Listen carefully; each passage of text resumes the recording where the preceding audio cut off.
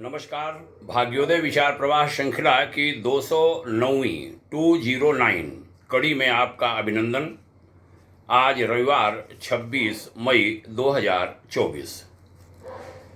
कड़ी नंबर 201 से हम गुरु शिष्य स्नेह संवाद विषय पर चर्चा कर रहे हैं। आज उसकी श्रृंखला की 9वीं कड़ी है। लखनऊ गायत्री परिवार में सेवारत रहते हुए विभिन्न जो अनुभव थे वो हमने बांटे पिछली 8 कड़ियों में। आज लखनऊ से हरिद्वार को विदाई का प्रसंग लेता हूँ और उत्तराखंड की यात्रा आरंभ होती है। 44 वर्ष उस समय हमारी आयु थी।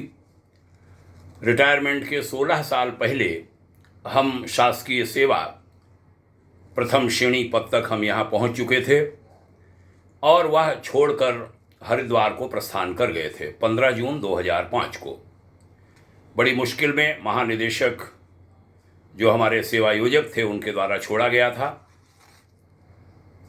संध्या काल अम्मा ने जो विदाई दी थी वो बड़ी मार्मिक थी, यह कहते हुए कि लल्ला हम तुम्हारे बिना रह नहीं पाएंगे। बड़े पीड़ादायक पल थे वह। देव संस्कृति विश्वविद्यालय में डिप्टी रजिस्ट्रार के रूप में जाना हुआ था, एक कार्यकर्ता के रूप में बतौर कार्यकर्ता। शुरुआत अच्छी हुई थी, अच्छा घर दिया था विश्वविद्यालय प्रबंधन ने। धर्मपत्नी गवर्नमेंट ITI में सेवारत थीं। उनकी प्रतिनियुक्ति का विषय चला दिया था जो लगभग 9 महीने बाद क्रियान्वित हो पाया था। शासनादेश जारी हुआ था और डायरेक्ट यहाँ से रिलीव कर दिया गया था उत्तराखंड श्रम प्रशिक्षण एवं सेवा योजन विभाग के लिए। वहाँ पोस्टिंग थी नहीं, हमें वहाँ भविष्य में जो चुनौतियाँ आने वाली थी उसका भी अनुमान था नहीं। सो काफ़ी दिक्कतें हुईं। 4 माह तक तैनाती नहीं हो सकी। इधर हमारी सेवा लगभग छूट चुकी थी, परिवार कच्चा था। पत्नी न उत्तर प्रदेश की न उत्तराखंड की, वह हालत हो गई थी। वहाँ के श्रम मंत्री जी ने फाइल पर लिख दिया कि श्रीमती मिश्रा उत्तराखंड की किसी भी ITI में कार्यभार ग्रहण कर सकेंगी, यानी हरिद्वार में तैनाती की बजाय और कहीं। बहुत पीड़ादायक स्थितियाँ थी वह। हम बड़े विश्वास के साथ उनकी प्रतिनियुक्ति कराकर ले गए थे कि जो समस्या होगी उसको सॉल्व कर लिया जाएगा। मंत्री के बाद फाइल रुक गई थी। मुख्यमंत्री श्री नारायण दत्त तिवारी जी थे। मंत्री श्री हीरा सिंह विश्व जी को मुख्यमंत्री जी कह दें, इसके लिए हमने अपने नेतृत्व से आग्रह किया, लेकिन कहा गया कि तुम ही प्रयास कर लो। वहाँ हमारे संपर्क नहीं थे। बहुत तकलीफ देह स्थिति। मैं बड़े आदर के साथ याद करूंगा, इस समय वहाँ काबीना मंत्री हैं श्रीमान सुबोध उनियाल जी।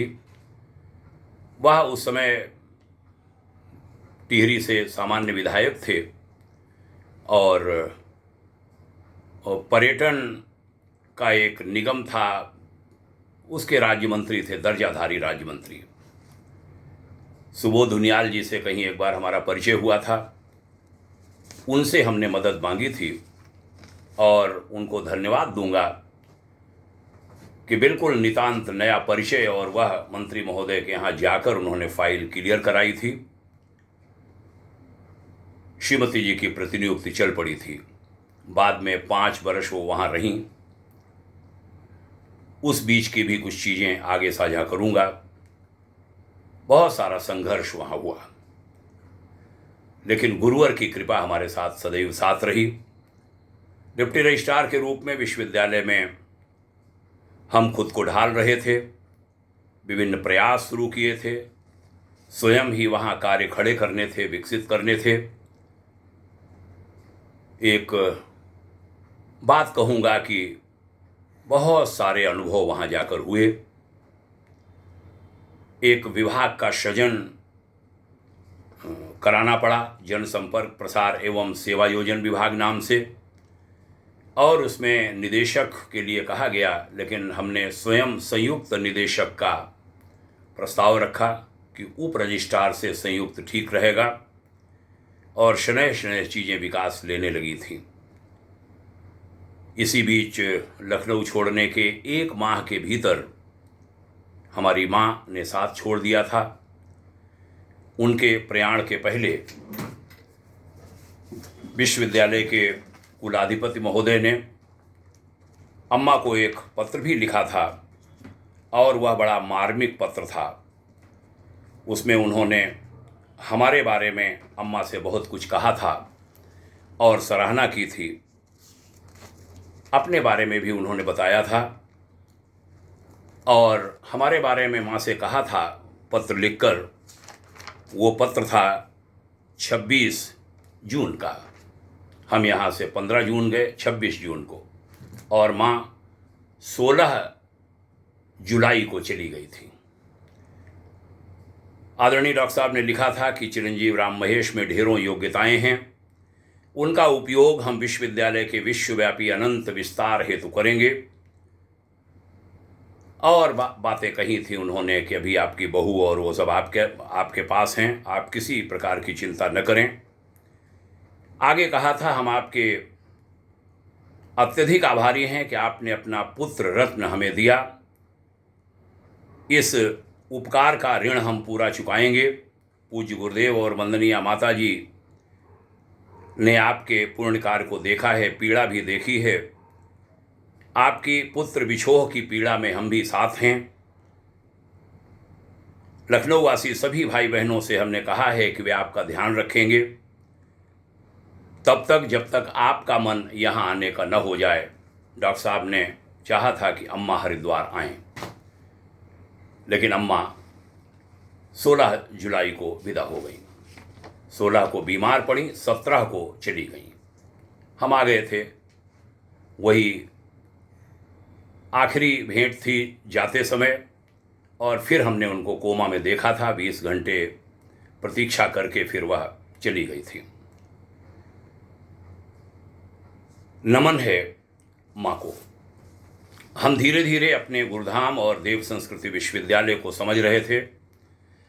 हमने एक बार कुलाधिपति कुटीर पर आदरणीय कुलाधिपति महोदय से डॉक्टर पंड्या जी से कहा था कि हम चाहते हैं आपके आसपास 5 सरदार पटेल विकसित करके खड़े किए जाएं। गंभीर टिप्पणी थी।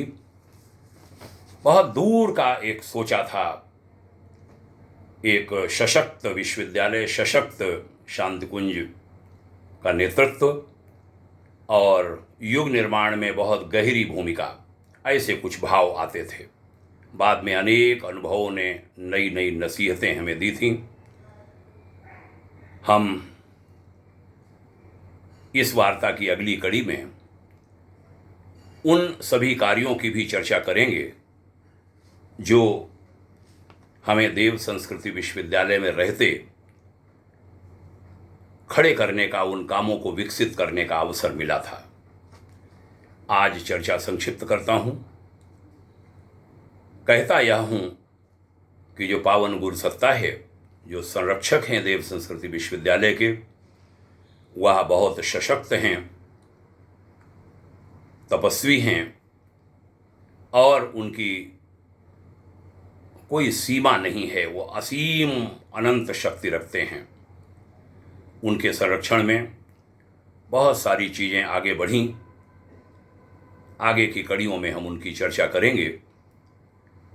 बहुत सारे ऐसे कार्य भी हमें वहाँ करने का अवसर मिला जो अगर कहा जाए अलभ्य थे, असाध्य थे, वह भी वहाँ पर संपन्न हुए। हमें उसमें हाथ लगाने का अवसर मिला, और धीरे धीरे उत्तराखंड परिवार, लखनऊ में जो हमारी स्थिति थी खूब सक्रिय जीवन की, उतना तो नहीं, लेकिन हाँ काफ़ी कुछ वैसा ही बनने लगा था। आगे की चर्चा अगली कड़ियों में। आज की चर्चा का समापन करते हुए उस समय के सभी अपने विद्यार्थियों, छात्र छात्राओं को याद करूंगा जिन्होंने बहुत आदर दिया। उस समय के अपने सभी साथियों, सहयोगियों, सहकर्मियों सबको याद करूंगा। कुलपति डॉक्टर एसपी मिश्र जी, विश्वविद्यालय रजिस्ट्रार डॉक्टर आरपी कर्मयोगी जी सहित सभी लोगों को याद करता हूं। डॉक्टर कर्मयोगी जी आज नहीं हैं, उनकी जीव सत्ता को नमन है। डॉक्टर मिश्र जी गाजियाबाद में रहते हैं। ढेर सारे अनुभव, शिक्षण और कहूँ कि जीवन के शिक्षण हमने विश्वविद्यालय में पाए थे।